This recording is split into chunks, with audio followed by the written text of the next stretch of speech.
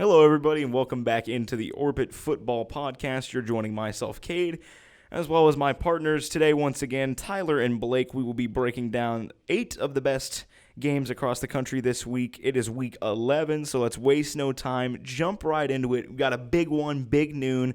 Really game number 2 of this round robin this year, the Big Ten East. Michigan traveling to Happy Valley to take on Penn State. Michigan 4.5-point favorites. And I will ask you first, Blake, what are we thinking about this game? This is going to be a great contest. I think, no doubt about it here. I think what really puts this one, two great football teams, of course, obviously. Penn State, we saw a really good showing last week out of them against Maryland, where they really just kind of ran the score up on the Terps.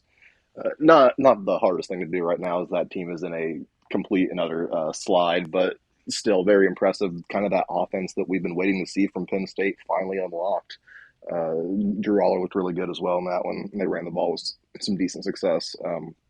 But then you look on the other side, obviously we've seen Michigan body bag every team that they've seen this season. But the bigger thing here is, I think, the storyline of it all, where you've got Michigan kind of feels like they're against the world right now, which realistically they sort of are. I mean, you've got the NCAA coming down, the Big Ten coming down, and then Big Ten coaches are in constant calls with Big Ten administrator Tony Petitti, trying to make something happen here and try to make a mid-season punishment. It's an all over the place kind of thing here, where Michigan is really fighting that, and then you've got on the other side Penn State, who's up against the wall for their season, on the line. What can they do? It is a tough spot to be in, certainly. Where they're gonna have to show something good for Penn State. You know, they thought they came into the season wanting to win a Big Ten title. They still can, obviously, win this game, and then it comes down to the other end of the round robin that Cade mentioned. But we'll look at this here. Penn State they stopped the run well all season. Michigan, I think people kind of think that this is a team that's run the football extremely well, like they have in the past. That hasn't been their game so far. It's been a passing first team with JJ McCarthy. He's thrown the ball well. It's so Are they going to find a run game? Because I think a one-dimensional Michigan offense is not going to be able to win this football game. Uh, so can JJ use his legs a little more? I think is part of the question. But can they run the ball in a conventional sense? So obviously they ran it for 418 last year on Penn State. It's not going to happen again that way this year. But can they step up their run game is a big part of the equation. I would imagine that we're going to see at least a elevated run game, certainly out of the Wolverines here. It's still going to be tough though. They're not going to run the ball for several hundred yards, I don't think, by any means. But when I'm looking at trying to pick this game, what I'm seeing is uh, it's the mental aspect of this. You know, like I said, you've got one team playing for their season on the line, backs against the wall, nowhere to go with Penn State. And Michigan's taking it, all or nothing, themselves against the world. And sure, there's outside noise and maybe a distraction a little bit there. But personally, like I said a couple of weeks ago when this all started to break, I said it was going to elevate this Michigan team. I thought they were going to play harder, and I thought they were going to take this kind of last ride scenario. The more we hear about it, the more it sounds like it might all blow up. So it's going to be a last ride type thing. I think this Michigan team is going to keep elevating their play the more and more noise happens about this. You kind of think of early 2000s and late 90s Miami teams. They fed off the noise, they fed off the hate, and it made them a better football team every week for it. I think Michigan's going to play that way probably the rest of the way here, and that's why, plus the fact I think they're just simply a better football team than Penn State is. I'm taking Michigan to win this one. I'm taking it, I think it's going to be fairly handedly too, because I just think this Michigan team, the way they've played, they've been incredible all season long. I think it's going to keep going. And I think that they're going to keep elevating week after week. I'm taking it 38-17. I think they're going to establish themselves against a top-end opponent here and really show that they are the team to beat this year in college football. So you're going with Michigan in this one. Tyler, I'll turn it over to you now. What are your thoughts on this game? Yeah, I think Blake hit on some big points. I don't think many people watched Michigan because they haven't played anyone that you would want to really watch. Maybe the Michigan State game. That's the only game we even covered them on this season. This is the only second time we're really even talking about them this year outside of our segments where we break down what's happening with the off the field case. But I think like you said, Blake, Michigan's one of the best passing teams in the country. They're pretty they're average in the run game nationally, but they also haven't played anybody, and I think that also plays into another factor of they're the best defensive team in the nation by a mile based off stats, but we're going to be able to see, Penn State, their offense, against Ohio State did not look great, but since that they've kind of, they've been building up a little bit offensively. They've been switching it up. They've actually been trying to push the ball down the field a little bit more often, which is helping the run game open up a little bit. And I think against Maryland, we've probably seen the best game Drew Aller played all season, if not isn't in his entire Penn State career. So it's going to be interesting to see what happens with that, because I think Penn State, if they can't move the ball, they're not going to, they're not even going to come close to winning this game, because Michigan's defense, although it has been stat padded against some pretty bad offensive teams, off the top of my head, one of the best offensive teams they probably played, if not the best, is probably Rutgers. And, no disrespect to Rutgers, but offense is not what they are, that's not what they're built off of. So we're going to see, a Michigan team that this is their first big test in week 11, which is very deep in the year, which is, I don't really like that. But I think Michigan, they're going to be up to play. I'm not going to say Michigan's just going to completely they're not going to know how to play, but, when we get to this point of the year, it's survive and advance no matter who you play and at any cost. And Penn State's been there. They've lost games. They've been able to, talk about what they can do better to put their guys in better situations. Michigan hasn't had those conversations yet. And that's another thing I'm worried about. Obviously, Penn State, it's going to be a hostile environment. JJ's going to have to be on point with the cadences up on the line. They're going to have to be well communicated up on the line, and although, yes, you do have to be well communicated with, your offensive line and, the play calls that are going in. You haven't had to do it really down at any point in the year. What happens if Penn State just gets out, 7-0 in the second quarter or the first quarter even? It's going to be a raucous environment. Michigan's going to be put into a spot that they really haven't been in all year, and it's going to be week 11. Biggest thing for me, Penn State, I kind of hinted on it earlier, but they're just going to have to be able to push the ball. If they can't push the ball, they're not going to win this game. And I think their defense is going to have to be, as advertised, one of the best rushing defenses in the entire country. It looks like Chop Robinson probably not going to be back. He's still on the injury report, and it just doesn't look like he's going to be back, so that's going to be a big miss on them. But their defensive backs are going to have to be very well they're going to have to be well-repped coming into this game, because Michigan, they are going to want to throw the ball. And unlike some past Michigan teams that, they have athletes out wide this year. They had them last year. They had them this year, or they have them this year. So Penn State's going to have to be just good defensively. That's defensively, if they are going to be any bit of average or worse, they will not win this game. Michigan has more pathways to win this game. And I think they're probably the more talented team than Penn State. But I think Penn State right now, they're going to be playing for their season. And I think Michigan, I don't like the fact that they haven't been here yet in the year. And with that being said, I'm going to go and pick Penn State to win this game. It's going to be a really, really low scoring game. I'm expecting Penn State to make it really, really ugly. And with that, I'm going to go with a 19-16 score. I think Penn State wins, but I will say, if Michigan plays an average or even good game, they will win this game. Yeah, you bring up a lot. Both of you guys really bring up a lot of good points about this game. Personally, I know, Tyler, you and I, when we had our new top 25s, after Ohio State played Penn State, you had Penn State lower than I did, yet I was the one who voiced more of my opinion on how I thought Penn State was not what I really thought they were this year. And I've been noted as saying, and I've said this multiple times this year, I think Penn State's defense is overrated. Now, obviously, I think Chop Robinson is one of the better, edge players in the country this year. I will give him that credit. I think he's a fantastic player. It's just that he's been down with injury, which you've had to have guys step up. For Penn State, personally, for me, I think more of what's overrated with this team is the secondary. I said this when we did the Ohio State preview. I think their secondary last year was miles better than their secondary this year. That's my opinion. I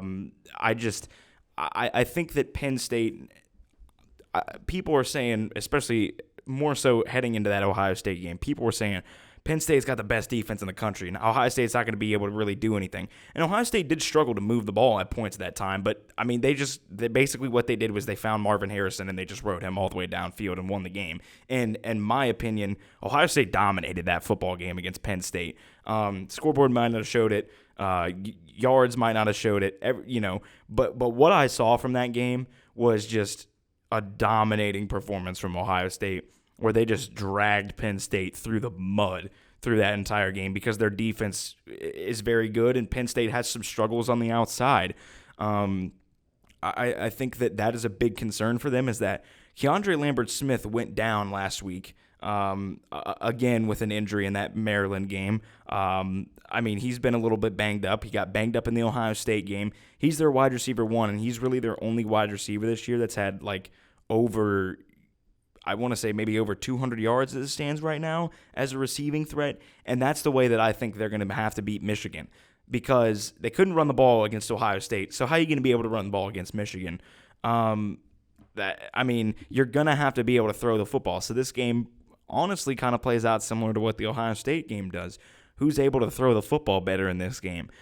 Because, both of these defenses, very good run. I would give Penn State that. Run defense, front seven. I think that Penn State is very good there. I just think that their secondary is a little overrated than what people are giving them credit for. And Michigan's Michigan this year. They've dominated everybody they've played. They've looked good in every single game that they've played. But like you said, this is their first test, and their first test is going to Happy Valley.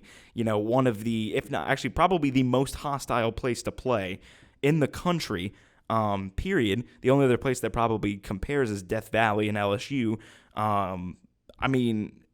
It's a tough environment where if you're in Michigan and you're facing your first test of the year, you got to go play this.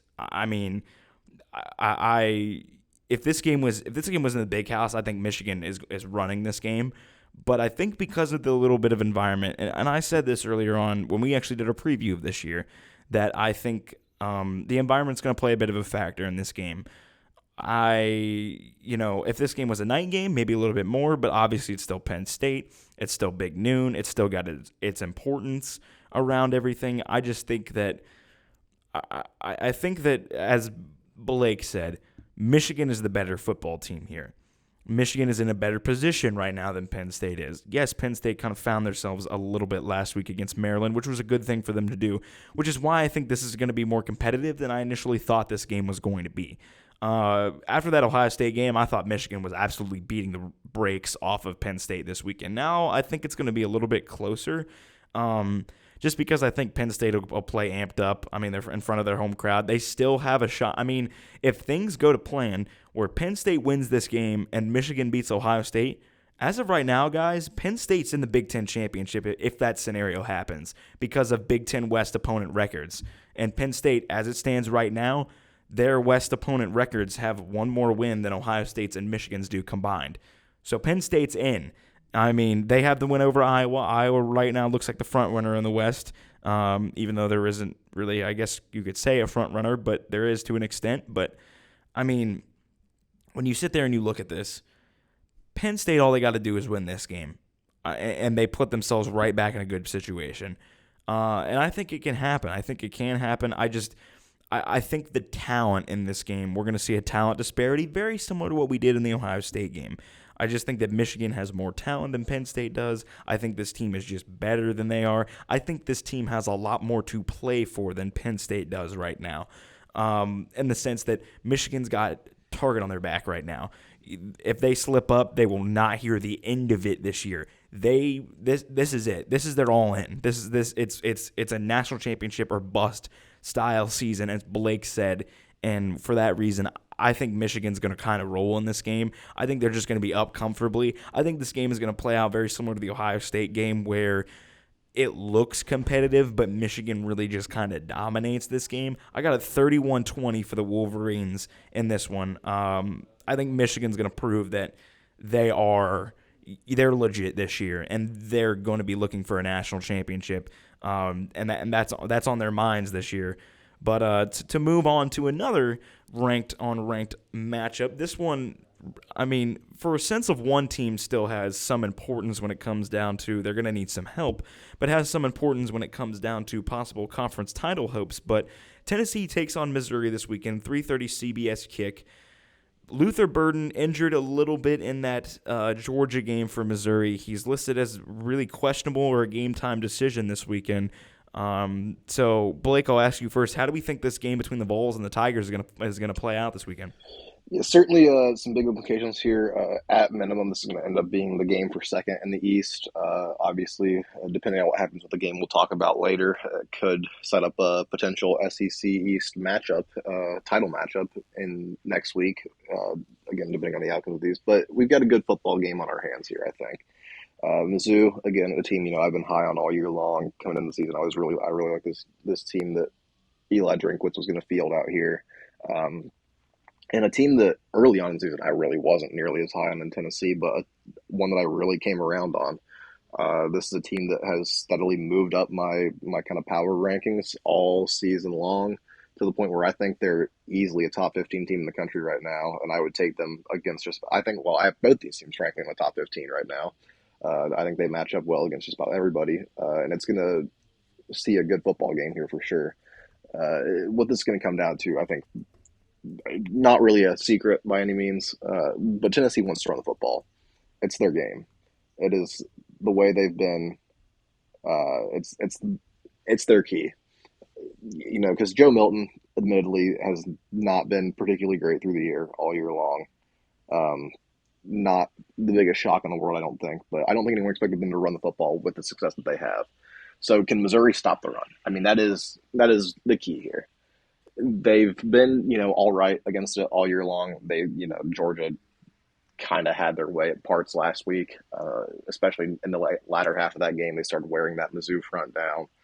Tennessee, not quite the same offensive front that Georgia has, but it's been still extremely solid all year long.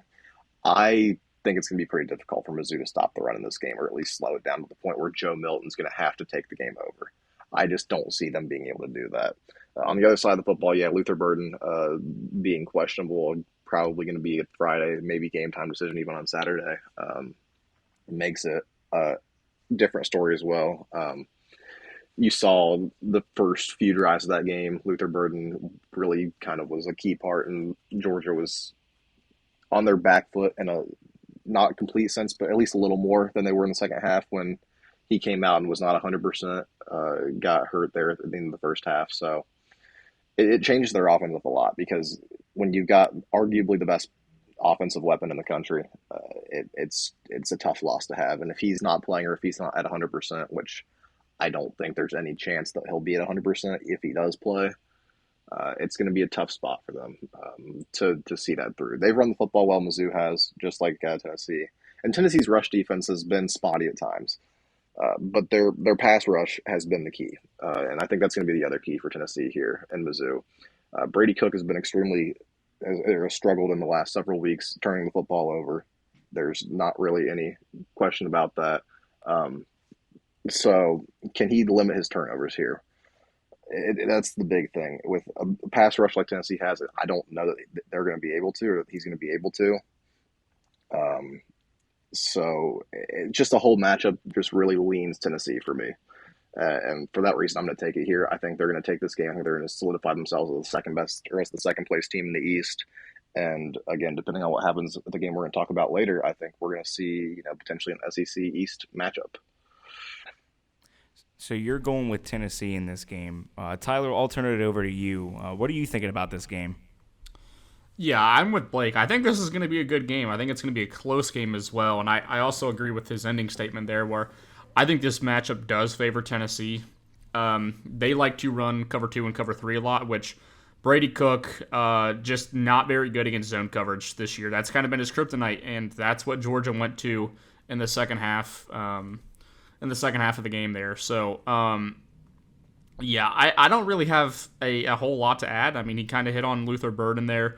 If he's not playing, that is a huge miss for Missouri football. And, I'm going to cut it short here. I really I mean, Blake kind of said everything I wanted to add, and for that reason, our score prediction is only off by 1. He had 24-19. I have it 24-18. I think Tennessee is going to win this one. And how about you, Cade?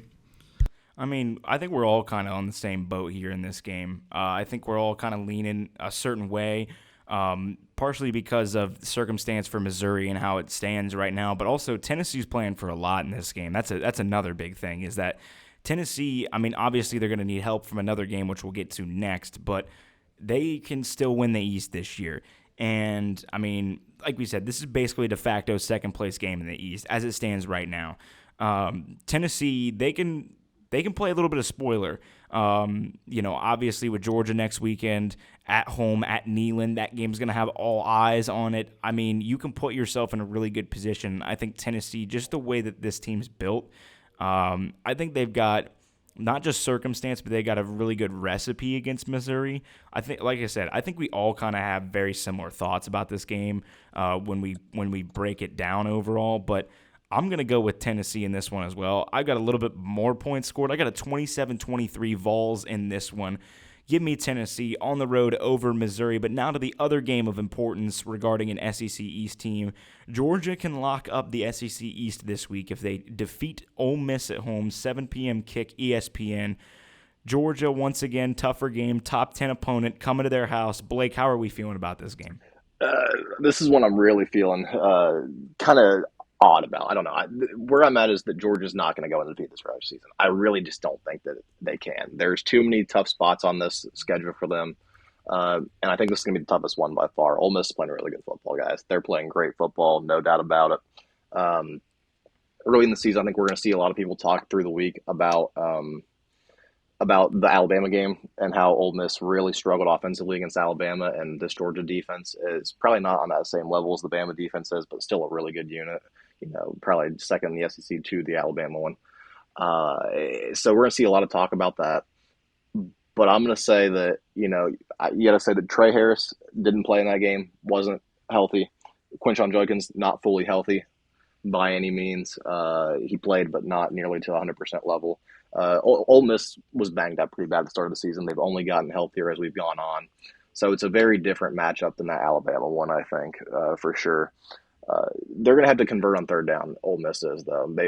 They've got to find a way to, and they've got to find a way to get off the field on third down on defense as well, because Georgia's offense has been potent all year long. Carson Beck has looked great. They ran the ball well last week, kind of showed what we expected them to do at the beginning of the year. So Carson Beck is going to be the X factor here on Georgia's team, though. I think if he continues, well, let me just say, not the X factor, but he just cannot make mistakes. He hasn't made mistakes all year. He can't start making them this weekend. We have no reason to believe he's going to. But, with a quarterback like that in his first season starting, you wonder if you're going to have a letdown. Beck can't make mistakes by any means. You cannot give Ole Miss and Lane Kiffin more opportunities.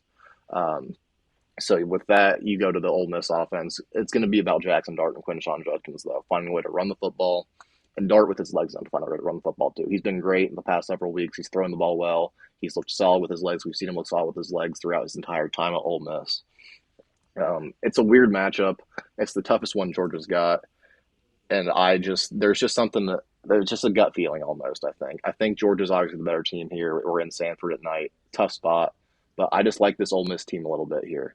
They're playing well. One conference loss so far, a chance to make it to the SEC title game, but probably going to be quashed this weekend with Alabama likely taking it against Kentucky. So, but I'm going to take Ole Miss here regardless. I'm going to take Ole Miss to win this game. It's going to be close. It's going to be a hard-fought game, no doubt about it.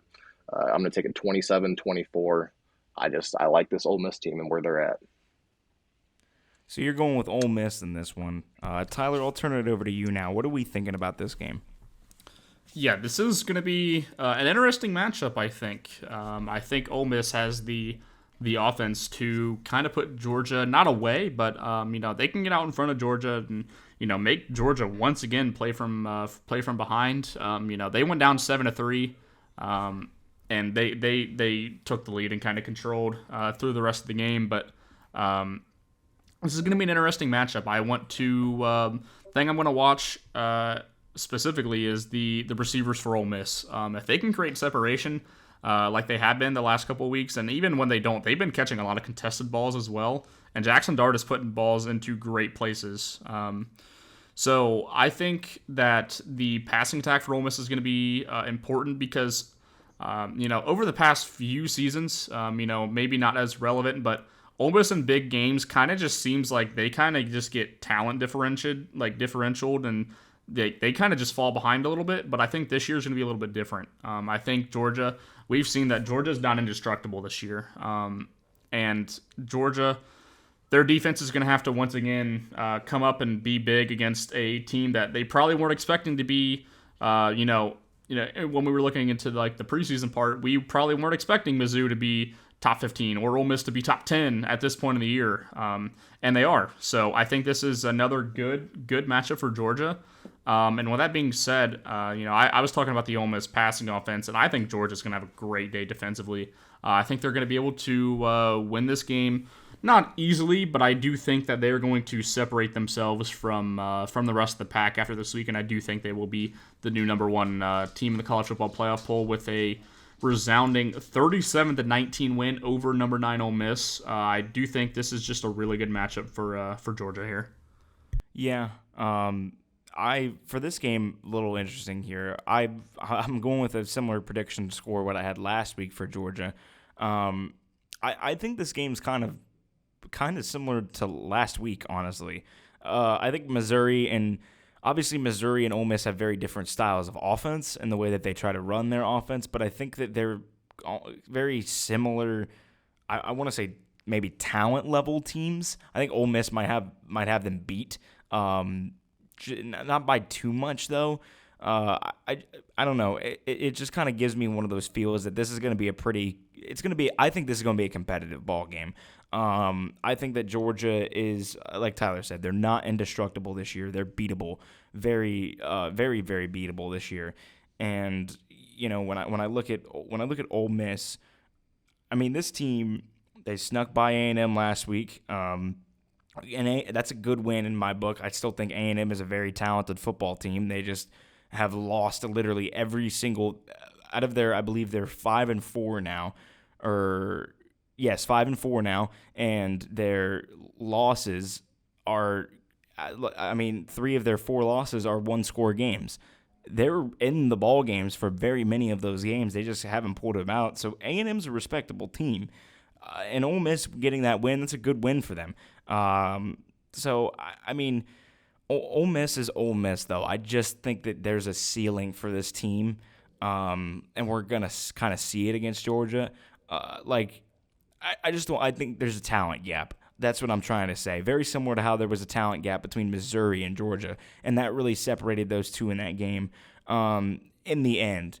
And I think we're going to see something very similar to this weekend, where it's a very close game, but Georgia just does something late that puts them up, something that they've done pretty often this year, where they've been in close games and then just put themselves up somewhat late. But I think it's going to go Georgia's way in this one. Close game.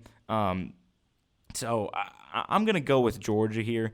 I just think, like we said, talent gap, everything there for them. And Tyler said, I think they're going to put themselves in a position to possibly get the number 1 ranking in the college football playoff rankings this week. I'm going to go Georgia 31-27 over Ole Miss in this one. That'll be my pick for that game. Now we'll go out west for a 3:30 Fox kick. This is an interesting matchup when you look at it. Utah traveling to Washington. Blake, I'll ask you first. What are your thoughts on this game? I have a very different thought than I think most of the public does right now on Washington. I think a lot of people are looking at this team and saying, they're playing down to competition these last few weeks, and they're winning these close games, just kind of skirting by. Which, yeah, they're skirting by these games, and they're just survive and advance style. But I think people think that there's another gear that they can jump back into, and that they can kind of reopen this team up. I don't think there's another gear in this team. I think that this is just what this team is. I think they're a good team. I don't think they're a great team. They won that Oregon game close, and it really moved them up the rankings for everybody. I think it gave people kind of a false sense of what they are. They're a good team, but I don't think by any means they're great. I think that these kind of one-score wins are just what they are. I don't think there's another gear for them to click into. I don't think they're going to start routing teams by any means. So because of that, I think they're always susceptible to games like, especially this weekend. Utah's a good football team. They've played good football the last several weeks. They run the ball with the best of the country. I mean, they are one of the best rushing teams in America right now. With also one of the best defenses in the country, which is a big thing. This game's it's a odd matchup because or it's going to be a good matchup though too. I think because Washington, going to be at home for this one is going to be a big part of it. But Washington's pass defense, sorry, has been abysmal. It is bottom 15 in the country nationally. It's in the 120s. It is horrific. They have struggled all year long. Utah has not been a team that can take advantage of that, though, so far this year. Bryson Barnes, we expect to start. He started the last several weeks. There was a bit of a controversy there midseason with him and Nate Johnson, but Barnes was settled into that starting role once again. So it's just, can they find a way to throw the football? Maybe, potentially. I think that they'll throw the ball well enough, realistically, to keep themselves in this game. It's going to be about, though, can they just continue to run the football like they have on everybody against this Washington defense? It's going to be tougher. Washington's solid up front, but they're by no means elite up front like an Oregon is. That's where they kind of struggle against Oregon, because Oregon shut them down offensively, especially in the run. Washington's not going to be able to do that, and for that reason, Utah's going to hang around in this game. Washington's offense, we know, has been solid. Penix has looked, I think he's been a little bit banged up since that Oregon game when he took that big shot there in the second half near the end. But the offense is still solid, great there. They've got NFL talent all over the place outside, and probably with Penix himself as well. So can their offense find a way to score on this, elite defense in Utah? Utah's defense, number one in the country in getting off the field on third down. That's going to be a key here. Can they force Washington off the field? Can they keep that number there? I think it's around 23% conversion rate on the Utah defense. It's incredible what that unit's done on third down. Can they get Washington off the field? I think they're going to be able to, quite frankly. This is a bad matchup for Washington in my eyes. I think that there's that, like I said, a false kind of narrative around them that there's another year for them to turn into. I don't think there is. I think they're going to be always susceptible because it's just how the Pac-12 works. I think they're going to eat each other up a little bit here. And I think the final undefeated piece is going to fall out west this weekend. And I'm going to take this one in the upset 23-17 for the Utes of Utah. So you're going with the upset in this game. As we talked about, a little bit of a matchup. Interesting matchup in this one. Tyler, what are your thoughts on this game? So yeah, once again, I'm going to go ahead and agree with Blake. Like the Tennessee game, I think he kind of hit on a lot of things I have been feeling. And, he's talking about Washington hasn't hit another gear. I think they hit that gear early, and I think they're just going to stall out here. And I think we're seeing a Wisconsin or a Washington team that is not getting worse, but they're not getting better, and teams are just getting better around them, and it's gonna bite them eventually. I've been looking at this game for a while, and it does not help that Utah's pass defense is they've been great all year. And Jalen McMillan still might not be playing this week. Did not play last week, and he might not be in this game. Another big injury for Utah, Jaquindon Jackson, their leading rusher, is also questionable for this weekend. We are recording this on Thursday, so obviously a lot can happen. But as of right now, both are questionable to play this weekend. So two big injuries on both sides of the ball, but or both teams, I should say. But when I look at this, this is going to be a Penix, NFL type game. There's going to be NFL scouts at this game.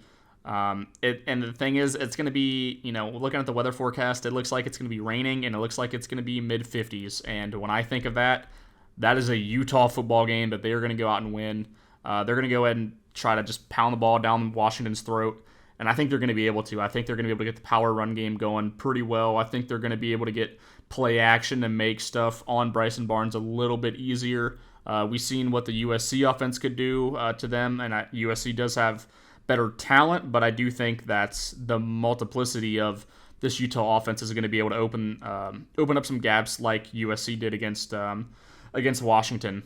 And when I look at this game, it just feels like this is the game that's going to finally get Washington. They've been playing close games, and we really haven't picked against them when they are on our show. They haven't been on our show, too much, but This is the time I'm going to pick against them, and I do think it will be close. I'm going to go 30-28 Utah, but I do think Utah is going to be able to score in this game. And with that being said, I'm going to go with the Utes.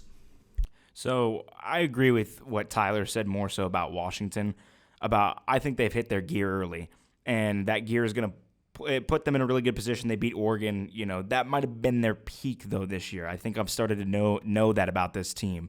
I really haven't been too high on this team a lot this year. At no point have I thought that they were the best team in the Pac-12. Really, I've gone with Oregon more so. This year, the more and more I watch that team, I still think that team is the best team in the Pac-12, and that's a very tough conference. And it's a conference, as Tyler mentioned, they've all taken each other out the past couple of years, which is why we haven't seen a Pac-12 team in the college football playoff. Utah's that team. Utah's that team that's been that team.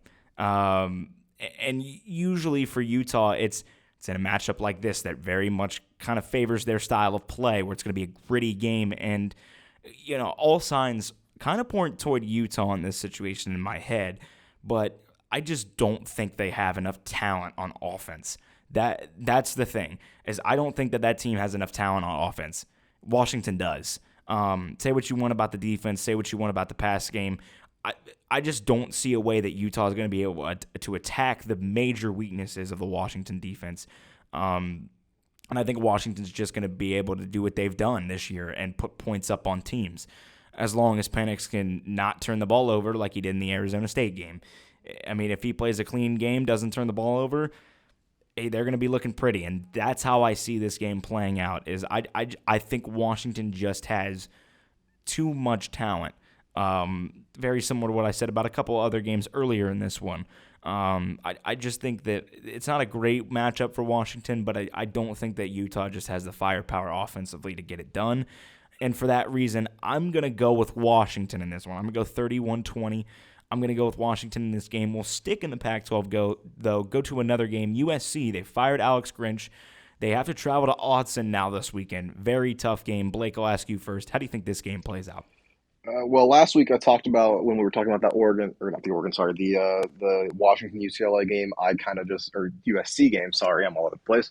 I kind of laid into USC and just said they're a program that's in disarray. They finally made a move to fire Alex Grinch to maybe try to salvage the season a little bit. Obviously, 3 losses, though, it's going to be tough at this point. Do we see a revitalized effort out of the defense? Maybe. Out of the whole team, even maybe. I don't know that it's going to matter. That team's just still not built to be really good enough, especially against the best team in the Pac-12, I think, in Oregon, and easily a top 5 team in the nation in Oregon. This team's just not that good in USC. They aren't. They're not built to be. They're built not to be physical. They've got speed outside. They've got athletes outside, and that's about it. They don't have the talent up front to hang with anybody that can play physical football. And Oregon, out west, is by far the most physical team you will see. They were even more physical than Utah. They proved that a couple of weeks ago. I don't think this game's going to be particularly close. I think Oregon's going to run away with this game early, and I don't think I even need to say much to discuss about it other than that. The only thing is that, do we see a little bit of a bounce back effort because of the changes made at USC? Maybe, but still, they're outclassed by a lot, out-talented by a lot. I don't think it's going to matter if we see it or not. And for that reason, I'm taking Oregon to win this game massively, 48-16. I don't even think this USC team's going to find a way to score much. So yeah, 48-16, big win for the Ducks here. So you're going big win for Oregon this weekend. Tyler, I'll turn it over to you. I think all three of us kind of have a similar thought about this game, though. Yeah, for sure. And starting off on USC's part, it's not going to be easy because, once again, Marshawn Lloyd and Michael Jackson probably going to be out in this game. So you're already playing down, without your starting running back and one of your starting outside wide receivers. A bright spot is that Bucky Irving is listed as questionable. So maybe if he can't run for 250 yards against them, maybe the backup can. Jones has been good this year, man, too. Right. I mean, he's been able to carve up defenses, too. Right. Yeah, it's a very hard game because you talk about a bounce-back game. Maybe the defense is feeling good. Maybe they're going to play their best game of the year, and it's going to come against a team where, I don't know about you, Blake, but I know that Cade and I are very high on Oregon. We both have them in our top fives, and you go there and you get to play there. 7:30 local time. It's going to be not impossible, but as close as you can get to that mark to win that game. When you do have the offensive talent that they have, I guess anything is possible. We get into a shootout, who knows? But I think this Oregon defense is going to be ready to. It's going to be ready to pounce on a pretty. I'm not going to say defeated, but I mean it's USC's not running on full confidence right now, and I think that is. It's going to play a part into a pretty big blowout. I actually think I might have the closest score out of all of us. I didn't really do the math, but I have it 52-24. I think Oregon wins this game pretty handedly. Yeah, I'm just going to say the same thing as you guys have, except that I just think there's going to be more offense in this game a little bit, just because of the star power in this game. More so for Oregon, obviously, than USC. I think Oregon's going to be able to shut them down when it matters early in the game, but then they're going to kind of lax off once they realize they're up by like 28 at one point in this ball game. I think Oregon's going to run away with this game. I don't have this game close, and I have a lot of offense in this game. I got it 66-31 Oregon. Big scoring, big offensive fireworks. That's how I'm going with this game. And now another game that we're going to talk about, West Virginia at Oklahoma, 7 p.m. Fox. Interesting game in the Big 12 this weekend. Blake, what are your thoughts on this game? Certainly an interesting spot here. Oklahoma, by all means, is in what I think we could all call somewhat of a skid here. They've lost their last two, lost to Kansas there in a close one, and now lost that game in Bedlam last week. They've fallen from undefeated in a look at the playoff to out of the playoff picture and probably out of the Big 12 title picture. It's all come apart for the Sooners here pretty quickly. Can they bounce back against what is a good West Virginia team? West Virginia's moved the football well. They looked good at the start of the season. They had a couple of weeks there where everything got a little choppy, played a couple of good teams, and then it all started to come apart again, and then it's all kind of come back together again for the Mountaineers. So can they find a way to win this game in Norman, I should say? They beat Oklahoma for the first time ever last year when they were in Morgantown. I just don't think that WVU's got what it's going to take this weekend. They're a good football team. Garrett Green's looked good all year long. They've run the football extremely well. But Oklahoma's defense has looked stout all year long. Even in these last couple of losses, they've had, solid moments. They've struggled a little bit, but they've looked, had their flashes still. I think they're going to re-solidify up a little bit, kind of have to get up off the floor mat here and show that you at least have some dignity still in this season. You're out of the Big 12 title picture, but you can still play good football, and you can still make a push for a New Year's Six Bowl at the end of the year. I think Oklahoma's going to recover this weekend. As much as I like this WVU team, I don't think they've got what it takes to take down the Sooners. So I'm going to take Oklahoma here. And, what's going to be a good game, but I think the score's going to get a little bit wide at the end, 38-26 for the Sooners. So now I'll ask you, Tyler, what are your thoughts on this game? I kind of disagree with you there. I think this is actually a very, very good matchup for West Virginia. Obviously, you're going on the road, which is not going to be an easy environment to play in. But I think both the offensive and defensive lines very underrated for West Virginia in the country. Last week, just had 300 rushing yards against BYU. Just absolutely gashed them. And like you said, Garrett Green has been good this year.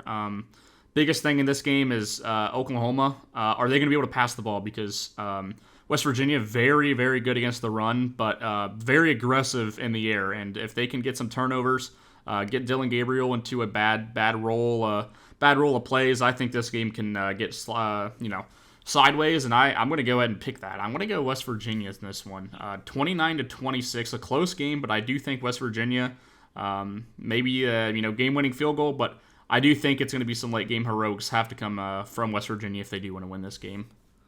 So you're going West Virginia with this one. I agree with you, Tyler. I think this game is a very interesting and a good matchup for West Virginia. I just think that Oklahoma's in a situation where they got to win. Obviously now you're behind the 8 ball when it comes to playing in the Big 12 championship with back-to-back losses, but you're coming back home for the first time since those losses. West Virginia, they've been a team where when they've played teams with opposing teams, with solid defensive efforts and solid defenses, they've somewhat struggled this year. And And not that Oklahoma hasn't, because I like this WV defensive front. I think they're going to give Dylan Gabriel fits. I mean, he's 2 back-to-back weeks where he hasn't played his best ball, and we've seen it, and they've lost. That's the reason why they've lost. They're in a very similar situation to Washington, where they might have peaked a little early this year. But I think they just get back home. They get back into, being back in front of their home crowd. This game was circled earlier in the season. It's now circled once again. But I still think it's going to be interesting in the Big 12. I don't think we have a set in stone, really, teams in this game, in the Big 12 championship, and I think this game's going to play a big importance in that role. And for that reason, I just think Oklahoma gets it done. Very sloppy game, very grinded out game over West Virginia. I got Oklahoma 26-17. As I said, very, very close game, very, very sloppy game. But, we're only doing 6 games this week. We were going to do 8, but we're a little pressed for time today, so we're just going to roll right into our upsets of the week. I'll ask you first, Blake, what is your upset of the week? Big Ten West football. Beautiful thing it is. We've got Wisconsin as 10-point favorites at home against Northwestern, but it's the Big Ten West, so who cares about point favorites? Who cares if you're at home or not? It's chaos. It's terrible football. We love it. I'm taking Northwestern to upset Wisconsin and maybe enter into the Big Ten West race. We'll see. We will see. I mean, that Big Ten West race is still kind of wide open. But Tyler, what is your upset of the week? I am going to go with the Owls of Rice. They are 14.5 dogs on the road against UTSA. UTSA 6-3, but they've kind of been picking on some of the lower end teams of the American there, and I think Rice, they played Tulane close. I picked them there. They almost pulled it off. They played very competitive with SMU last week, so I'm going to go with Rice, 14.5 dogs. So for mine this week, a little interesting because I don't really know if I've really liked this one too much, but I'm going to go with Colorado over Arizona. I think Arizona right now is playing like maybe the 3rd best team in the Pac-12. They're playing like a really good football team right now. They finally got respected and ranked by the College Football Playoff Committee. Thank you for that one. But they're 10-point favorites on the road. Colorado played Oregon State pretty close last weekend. They played UCLA close the weekend before. They played a lot of these pretty good Pac-12 teams close this year. And Arizona's built very similarly to the UCLAs and the Oregon States.